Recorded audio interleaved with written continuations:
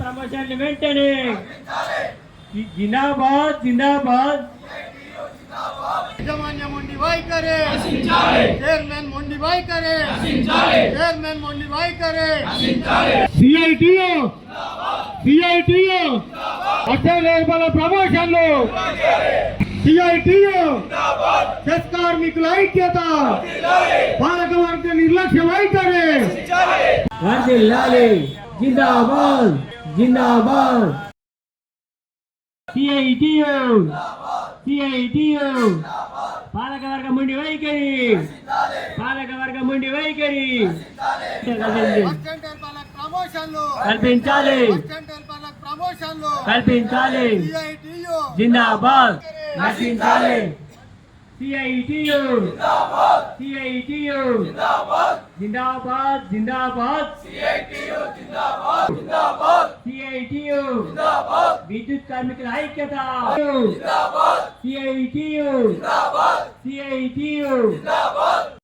నశించాలి కార్మికుల ఐక్యత చెస్ కార్మికుల ఐక్యత చేయండి 72 గంటల విధులు బహిష్కరణ జయప్రదం చేయండి పట్ల యాజమాన్య మండలి వైఖరి నశించాలి చేయండి 72 గంటల విధులు బహిష్కరణ జయప్రదం చేయండి కార్మికుల ఐక్యత ఏహెచ్ఎల్కి వెంటనే ప్రమోషన్ ఇవ్వాలి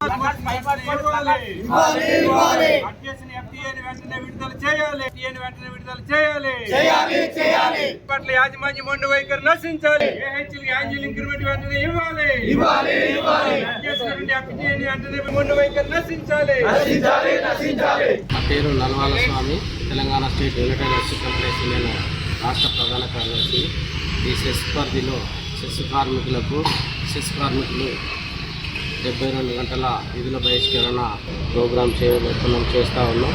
ఎందుకు అనంటే ఈ సెస్ పరిధిలో ఒక 10 డిమాండ్లతోని కార్మిక వర్గం ఈ ప్రోగ్రాం చేయబోతుంది. ఎందుకు అనంటే చాలాసార్లు మేము ఎండీ గారికి, అదేవిధంగా చైర్మన్ గారికి, అదేవిధంగా సెక్రటరియట్లో కమిషనర్ గారికి, అదేవిధంగా మంత్రి ఆఫీస్లో కూడా రిప్రజెంటేషన్ చేయడం జరిగింది.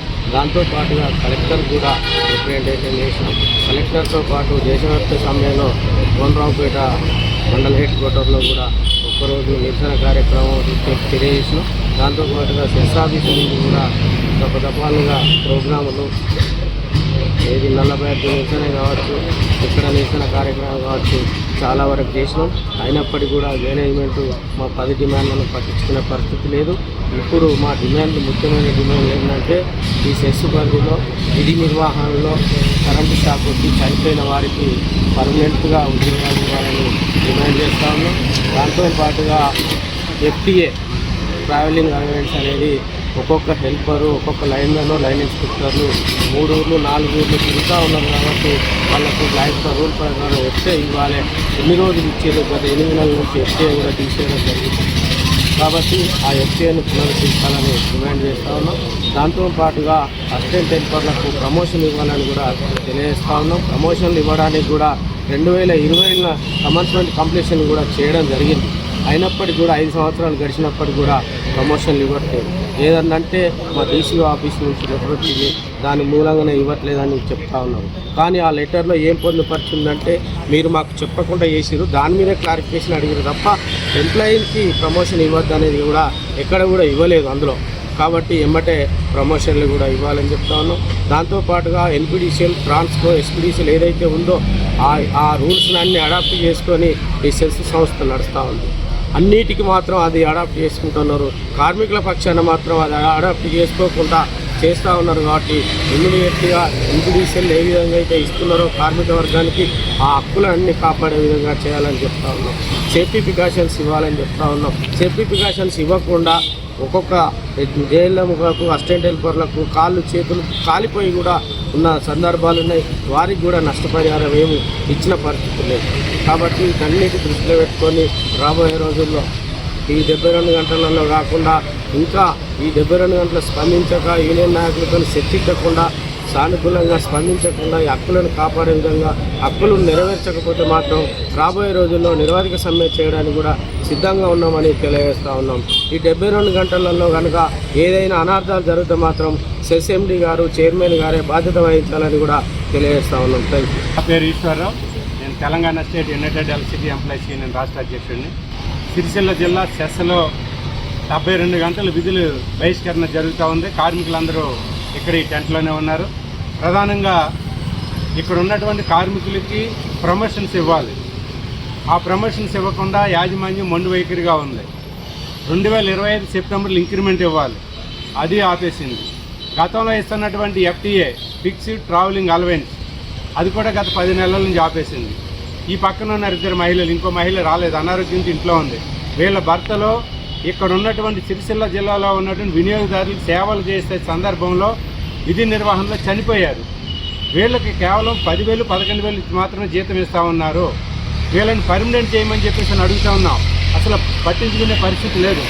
కార్మికులు ఒక పక్కన చచ్చిపోతూ ఉన్నారు, కాలిపోతూ ఉన్నారు, కాళ్ళు చేతులు ఇరుగుతూ ఉన్నాయి. వీళ్ళకి రావాల్సినటువంటి బెనిఫిట్స్ అన్నీ ఆపేశారు. ఆశ్చర్యం ఏంటంటే ఇక్కడ ఉన్నటువంటి స్టాఫ్కి మాత్రం ఇంక్రిమెంట్లు అన్నీ ఇచ్చారు, ప్రమోషన్స్ ఇచ్చారు. ఫీల్డ్లో ప్రజలకు 27 లక్షల మంది వినియోగదారులకు సేవలు చేస్తున్నటువంటి ఈ అసిస్టెంట్ హెల్పర్స్కి మాత్రం ప్రమోషన్స్ ఎవరు, ఇంక్రిమెంట్ ఎవరు, FTAలు కట్ చేస్తారు. అతి దుర్మార్గంగా, చాలా హీనంగా చూస్తున్నటువంటి బ్రతుకులు వీళ్ళే. అంటే ప్రజలకు సేవలు చేసే వాళ్ళకేమో సున్నం పెడతా ఉన్నారు, ఏసీ రూముల్లో కూర్చున్న వాళ్ళకేమో ప్రమోషన్స్ ఇస్తూ ఉన్నారు. అంటే దీంట్లో చైర్మన్, మేనేజింగ్ డైరెక్టర్ యొక్క మొండి వైఖరి చాలా క్లియర్గా కనిపిస్తుంది. దానికోసం అని చెప్పే మేము ఈ రోజు నుంచి 14వ తారీఖు ఉదయం 6 గంటల వరకు విధులు బహిష్కరణ చేశాము. తక్షణమే యూనియన్తో చర్చలు జరిపి మా సమస్య పరిష్కారం చేయాలి. లేని పక్షంలో రాబోయే రోజుల్లో వచ్చేది ఏప్రిల్ మే నెలలో కరెంట్ అంటే అవసరం ఎంత ఉన్నదని అందరికీ తెలుసు. ఈ అవసరానికి అనుగుణంగా మేము ఒక ప్లాన్ రూపొందించి కరెక్ట్ అనేటువంటి టైంలో నిరవధిక సమ్మెలోకి వెళ్ళడానికి మేము సిద్ధపడతా ఉన్నాం. అంతవరకు రాకుండా సమస్యను పరిష్కారం చేయాలని చెప్పి డిమాండ్ చేస్తున్నాం. ఈ విషయంలో మన రాష్ట్ర విద్యుత్ శాఖ మంత్రి బట్టి విక్రమార్క గారు జోక్యం చేసుకోవాలి, రాష్ట్ర ముఖ్యమంత్రి రేవంత్ రెడ్డి గారు జోక్యం చేసుకోవాలి. Sircilla assembly constitution MLA KTR గారికి కూడా మెమోరాండం ఇచ్చాం. ఆయన కూడా ఏం పట్టించుకోకుండా బాధ్యత రాహిత్యంగా మాట్లాడి వెళ్ళిపోయాడు. ఆయన జోక్యం చేసుకుని మా కార్మికుల యొక్క అసిస్టెంట్ హెల్పర్ అనే పదమే చాలా వేస్ట్ పదం. వీళ్ళందరూ ITI చదివారు, టెక్నీషియన్స్, జూనియర్ లైన్మెన్లు అంటే NPTCL, SPTCL, ట్రాన్స్కో, జెన్కోలో. మరి ఇక్కడ అసిస్టెంట్ హెల్పర్లు ఏంటి?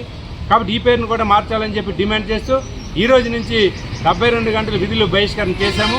రాబోయే వెంటనే మా సమస్య పరిష్కారం చేయాలి. లేని పక్షంలో తీవ్రమైనటువంటి పరిణామాలు ఎదుర్కోవాల్సి వస్తుంది.